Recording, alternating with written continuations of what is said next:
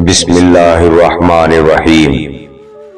پلٹ کر جواب دینا بے شک غلط ہے، لیکن سنتے رہیں تو لوگ بولنے کی تمیز بھول جاتے ہیں۔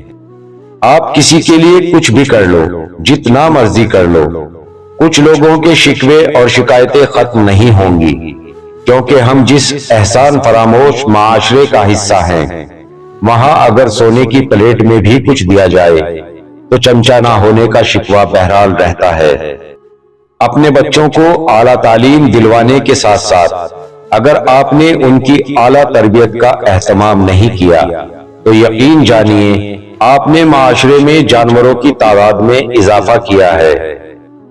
انسانیت بہت بڑا خزانہ ہے، اسے لباس میں نہیں انسان میں تلاش کرو۔ جو آدمی اللہ تعالیٰ کے سامنے اپنی عاجزی ظاہر کرتا ہے تو دنیا داروں کی اونچی گردنیں اس کے سامنے ذلیل اور پست ہو جاتی ہیں۔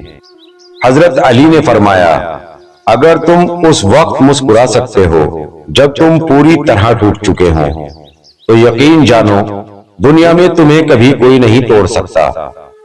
دولت اور حسن کے لالچ میں کبھی اپنی سیرت مت خراب کرنا، کیونکہ دولت دنیا میں ہی ختم ہو جائے گی اور حسن مٹی میں مل جائے گا، لیکن اچھی سیرت آخر تک تمہارا ساتھ دے گی۔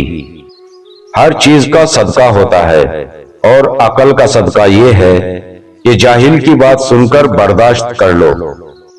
یقین کرے باپ دنیا کا وہ واحد شخص ہے جو خود سے بھی زیادہ آپ کو کامیاب دیکھنا چاہتا ہے۔ والدین کی ناراضگی یعنی اللہ کی ناراضگی۔